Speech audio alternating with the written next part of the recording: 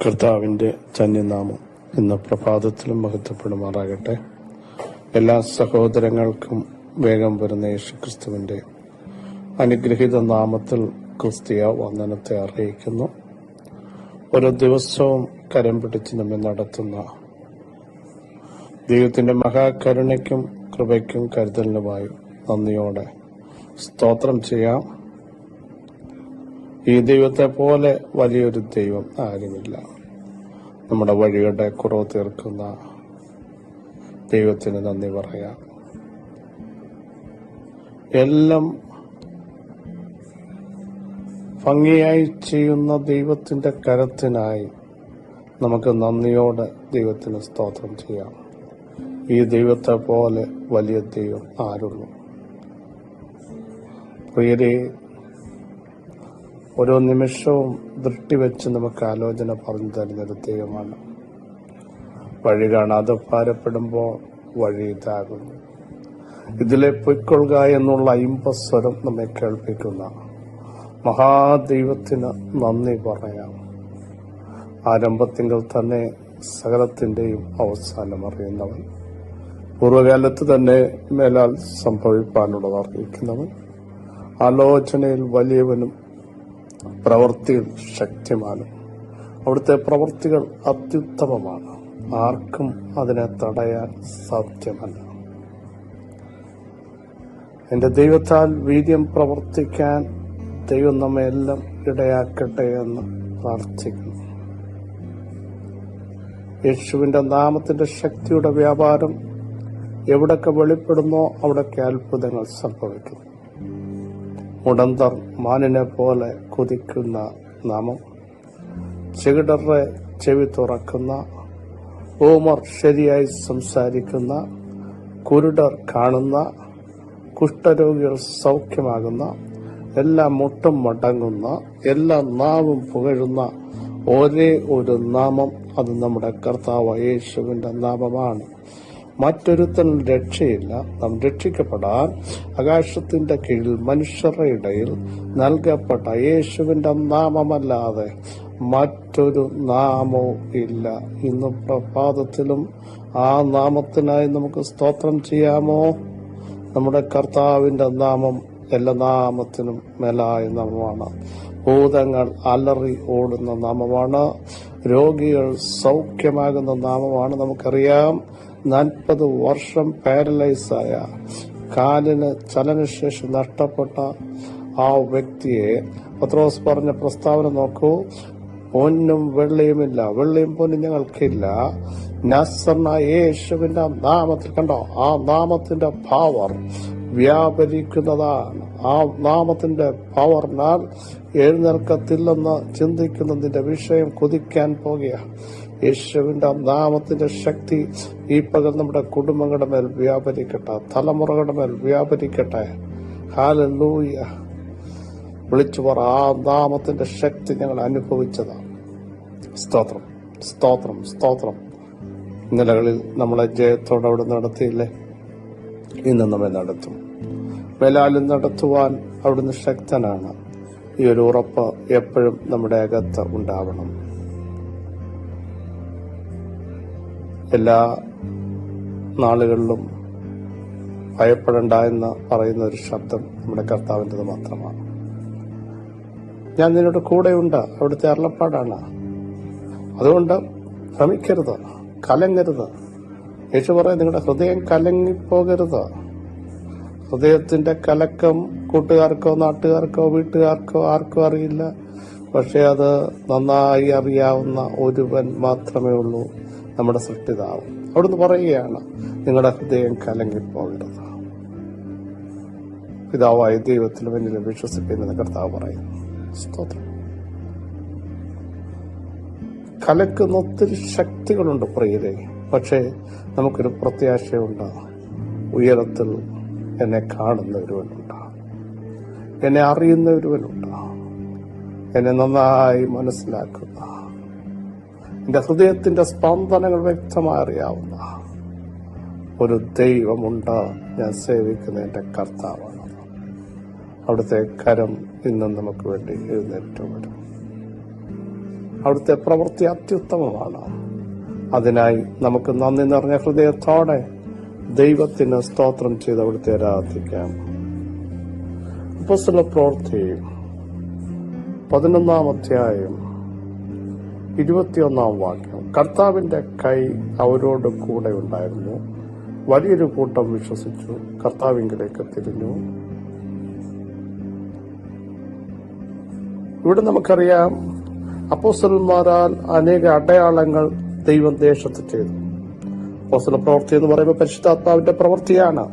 പരിശുദ്ധാത്മാവിന്റെ പ്രവൃത്തിയെ തടയാൻ ലോകത്തിനോ അധികാരങ്ങൾക്കോ ഗവൺമെന്റിനോ സാധ്യമല്ല. പരിശുദ്ധാത്മാവ് എവിടെ എങ്ങനെ പ്രവർത്തിക്കണമെന്ന് പരിശുദ്ധാത്മാവ് തീരുമാനിക്കുന്നതാണ്. അതിനെ തടഞ്ഞു നിർത്താൻ ഒരു ദേശാധിപതിക്കോ സംവിധാനങ്ങൾക്കോ കഴിയില്ല. സ്തോത്രം. 12 അധ്യായം നോക്കൂ. പത്രോസ് കാരാഗൃഹത്തിലാണ്. 12 അധ്യായത്തിൽ പ്രതീക്ഷകളെല്ലാം നഷ്ടപ്പെട്ടു എന്ന് ഹെരോദാവ് പറഞ്ഞു, യഹൂദന്മാർ പറഞ്ഞു, തീർന്നു. പക്ഷെ പരിശുദ്ധാത്മാവ് പറഞ്ഞില്ല, ഇനിയും ഓടേണ്ടവൻ, ഇനിയും പ്രവർത്തിക്കേണ്ടവൻ, ഇനിയും അനേകരം നേടേണ്ടവൻ, ഇനിയും സാക്ഷ്യം പറയേണ്ടവൻ ഒതുക്കപ്പെടില്ല. പരിശുദ്ധാത്മാവ് പുറത്തു കൊണ്ടുവന്നില്ലേ? സ്തോത്രം. പരിശുദ്ധാത്മാവ് വന്നാൽ അടങ്ങിയിരിക്കാൻ പറ്റില്ല. അപ്പോസ്തലന്മാർ എല്ലായിടത്തും സഞ്ചരിച്ചു. പക്ഷേ ഒത്തിരി എതിർപ്പുകൾ അവർക്ക് നേരിട്ടു. ദേശം അവർക്കെതിരെ നിന്നു. ശക്തമായ വെല്ലുവിളികൾ ഉയർത്തി. നമുക്കറിയാം, ശൗലിന്റെ നേതൃത്വത്തിൽ ദൈവസഭയ്ക്കെതിരെ മഹാപീഡനങ്ങളുണ്ടായ കാലഘട്ടം. സഭകളുടെ സമാധാനം നഷ്ടപ്പെട്ട വർഷങ്ങൾ, സമയങ്ങൾ. പക്ഷേ അതിന്റെ നടുവിലും സഭ തകരില്ല. പീഡനങ്ങൾ കൂടുന്തോറും ദൈവസഭ വർദ്ധിക്കും. പീഡനങ്ങൾ കൂടുന്തോറും അഭിഷക്തന്മാർ, ദൈവദാസിമാർ ആത്മാവിൽ ശക്തരാകും. നമുക്കറിയാം, പീഡിപ്പിക്കും തോറും അവർ വർദ്ധിച്ചു വന്നു എന്ന് പുറപ്പാട് പുസ്തകത്തിൽ വായിക്കുന്നു. ജനത്തെ പീഡിപ്പിക്കുവാൻ ഫറവോൻ സകല സംവിധാനങ്ങളും അഴിച്ചുവിട്ടില്ലേ? പക്ഷെ അതിന്റെ നടുവിലും ജനം വർദ്ധിക്കുകയാണ്. പ്രിയരെ, പീഡകൾ കൂടുമ്പോൾ, വേദനകൾ കൂടുമ്പോൾ, വെല്ലുവിളികൾ കൂടുമ്പോൾ നമ്മൾ വിശ്വാസത്തിൽ ചോർന്നു പോകുന്നവരല്ല, വിശ്വാസത്തിൽ ശക്തരായി, ആത്മാവിൽ ശക്തരായി, അഭിഷേകത്തിൽ സ്ട്രോങ് ആയി നിന്ന് വിശ്വാസത്തിന്റെ ആഴങ്ങളിൽ ഇറങ്ങിച്ചെല്ലാൻ ദൈവം നമ്മളെ ശക്തീകരിക്കുക. ഇവിടെ നോക്കൂ, അങ്ങനെ അപ്പോസ്തലന്മാർ കർത്താവിന്റെ മഹത്വത്തിന് വേണ്ടി ഇറങ്ങിയപ്പോ പലയിടത്തു നിന്നും ഒത്തിരി എതിർപ്പുകൾ തുടക്കത്തിൽ പറഞ്ഞവരുണ്ടായി. അങ്ങനെ പത്രോസ്, യോഹന്നാനൊക്കെ ശക്തമായി പ്രയാണം ചെയ്തുകൊണ്ടിരിക്കുമ്പോൾ ഇവിടെ വായിക്കുന്നു, കർത്താവിന്റെ കൈ അവരോട് കൂടെ ഉണ്ടായിരുന്നു. പ്രിയ സഹോദരങ്ങളെ, ഏത് കാലഘട്ടത്തിൽ നമ്മൾ ഉറപ്പാക്കേണ്ടത്, എന്റെ ദൈവത്തിന്റെ കൈ എന്നോട് കൂടെയുണ്ട്, എന്റെ കുടുംബത്തോടു കൂടെയുണ്ട്, എന്റെ തലമുറകളോടുകൂടെ ദൈവത്തിന്റെ കൈ ഉണ്ടെങ്കിൽ തിരിഞ്ഞു വരേണ്ടത് തിരിഞ്ഞു വരും. Praise the Lord. അവിടെ അനേകർ കർത്താവിങ്കിലേക്ക് തിരിഞ്ഞു വന്നു.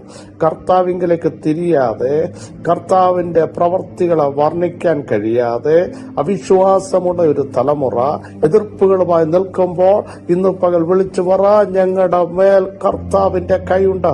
അനേകർ തിരിയാൻ പോകുകയാ, അനേകർ മടങ്ങി വരാൻ പോകുക, അനേകർ ട്രാക്കിലേക്ക് വരാൻ പോകുക. നീ പ്രാർത്ഥിക്കുന്ന അനേകരെ ദൈവം മടക്കി കൊണ്ടുവരാൻ പോകുക. നീ പ്രാർത്ഥിക്കുന്ന വിഷയത്തിന്മേൽ ദൈവത്തിന്റെ കൈ നിന്നോട് കൂടെ ഉണ്ടെന്ന് ദേശത്ത് വെളിപ്പെടുത്താൻ പോകുക. പ്രാർത്ഥിക്കുന്നവർ നിരാശപ്പെടണ്ട. നിങ്ങളെ പരിഹസിക്കുന്നവർ, നിങ്ങൾക്ക് മാർക്കിട്ടവർ, നിങ്ങളെ വില എഴുത്തിയവർ ഒത്തിരി അകത്തും പുറത്തുമുണ്ട്. പക്ഷേ അവരുടെ നടുവിൽ ദൈവത്തിന്റെ കൈ നിങ്ങളോട് കൂടെ ഉണ്ട്.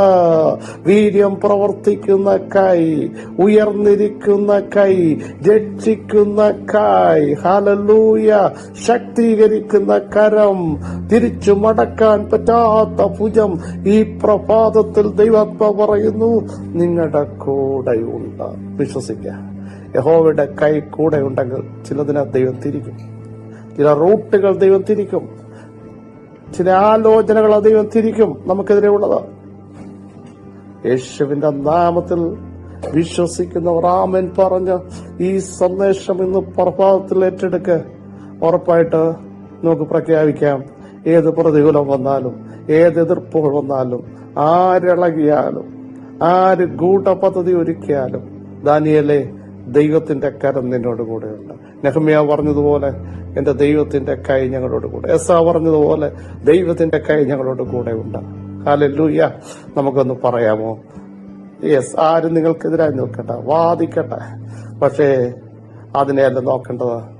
എന്റെ ദൈവത്തിന്റെ വലം കൈ എന്റെ കൂടെയുണ്ട്. എന്നെ ശക്തീകരിക്കുന്ന, എന്നെ താങ്ങുന്ന, എനിക്ക് ബലം നൽകുന്ന, എന്നെ ഭുജത്തിൽ വഹിക്കുന്ന ആ കൈ എന്നോട് കൂടെയുണ്ട്. ഞാനത് കാണുന്നു, ഞാനത് അനുഭവിക്കുന്നു. യേശുവിന്റെ നാമത്തിൽ ആ കൈ നിങ്ങളെ സ്പർശിക്കുകയാണ്. യേശുവിന്റെ നാമത്തിൽ ആണിപ്പഴുതുള്ള കരം നിങ്ങളെ തൊടുകയാണ്. നിങ്ങൾക്ക് സൗഖ്യം വരികയാണ്. നിങ്ങൾക്കെതിരെ നിൽക്കുന്ന ശക്തികളെ ദൈവം എടുത്തു മാറ്റുക. മാനസാന്തരം വരത്തില്ലെന്ന് പറഞ്ഞ ചില വ്യക്തിയുടെ മേൽ ദൈവാത്മാവിന്റെ ഇടപെടിയിൽ ഉണ്ടാകുക. കർത്താവിലേക്ക് ചില തിരിയാൻ പോകുക. ചില ഹൃദയങ്ങളെ ദൈവം ടച്ച് ചെയ്യാൻ പോകുക. ആ കരം നിങ്ങളുടെ ശരീരത്തിൽ മേൽ വ്യാപരിക്കുക. രോഗികൾ സൗഖ്യമാകുക. നിങ്ങളുടെ തലമുറകളെ ആ കരം തൊടുക. യേശുവിന്റെ നാമത്തിൽ അവരുടെ മേൽ ദൈവശക്തി ഇറങ്ങുക. വിടുതലുകൾ വ്യാപരിക്കുന്നു, സൗഖ്യം വ്യാപരിക്കുന്നു, ബലം വ്യാപരിക്കുന്നു, ദൈവ സാന്നിധ്യം ഇറങ്ങുന്നു. In the name of Jesus. Hallelujah. പിതാവേ, ഞങ്ങൾ ഒരുമിച്ച് പ്രാർത്ഥിക്കുന്നു.